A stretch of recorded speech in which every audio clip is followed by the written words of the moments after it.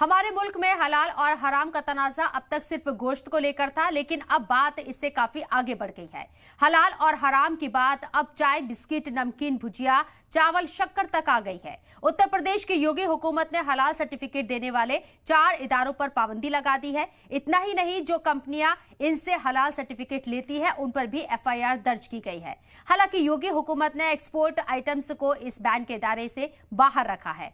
अब कुछ मुस्लिम तंजीमों की जानिब से इस पर एतराज जताया जा रहा है। इसे योगी सरकार का इस्लामोफोबिया बताया जा रहा है। इल्जाम लगाया जा रहा है कि सरकार मुसलमानों के खाने पीने की आजादी पर भी बंदिश लगाना चाहती है। हलाल सर्टिफिकेट देने वाले जमीयत उलमाए हिंद हलाल ट्रस्ट ने आज 2 पन्नों की सफाई भी दी है। इसमें योगी सरकार के फैसले को साजिश बताया गया और कोर्ट जाने की नसीहत भी दी है।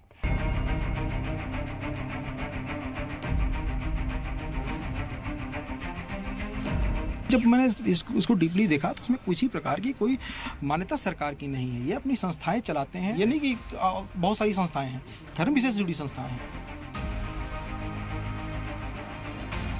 और जो एजेंसी सर्टिफाइड कर रही थी वो भारत सरकार या उत्तर प्रदेश सरकार से समर्थित नहीं थी।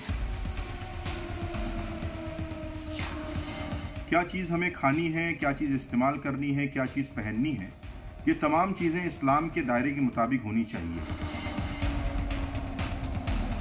अवैध रूप से इसमें कुछ संगठन और लोग इन्वॉल्व थे जो इस सर्टिफिकेट के द्वारा धन वसूली करते थे और जिनका उपयोग वो इस्लामिक प्रचार प्रसार या अपने उन गतिविधियों को चलाने के लिए करते थे, अर्थात धार्मिक रूप से भी भावनाएं आहत हो रही थी। मैं तो व्यक्तिगत रूप से बैन के खिलाफ हूँ।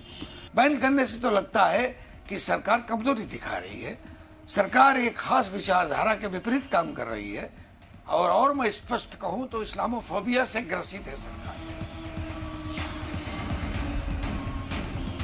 ये हलाला हलाला कह करके केवल हिंदू मुसलमानों में नफरत का बीज बोकर अपनी चुनावी बेतरनी पार करने के लिए जो गंदा खेल खेल रहे हैं, इससे इनको बचना चाहिए। इस हलाल प्रोडक्ट्स लगे हुए जितने भी सर्टिफाई किए हुए प्रोडक्ट्स थे ये उत्तर प्रदेश की सीमा में पूरी तरह से बैन किए गए हैं, क्योंकि ये मार्केट में एक पूरी तरह से मजहबीकरण करने का प्रयास है। तो हम जो हलाल सर्टिफिकेट देते हैं तो एक चीज को हम हराम नहीं बता रहे बल्कि हलाल बता रहे हैं। हलाल का मतलब है फूड के अंदर क्लीन, हाइजेनिक और उसके अंदर पूरी स्वच्छता का ध्यान दिया गया। ये योगी सरकार का काम है, कैसे बंटवारा हो, कैसे आपस में लोगों के मतभेद हो, इनका काम है। जब तक सत्ता है तब तक आप कुछ भी कर सकते हैं।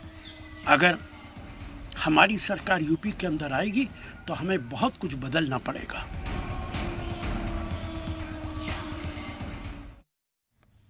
हलाल और हराम पर अब सियासत शुरू हो गई है और ये मामला यहीं रुकने वाला नहीं है, क्योंकि अब बयानबाजी शुरू हुई है।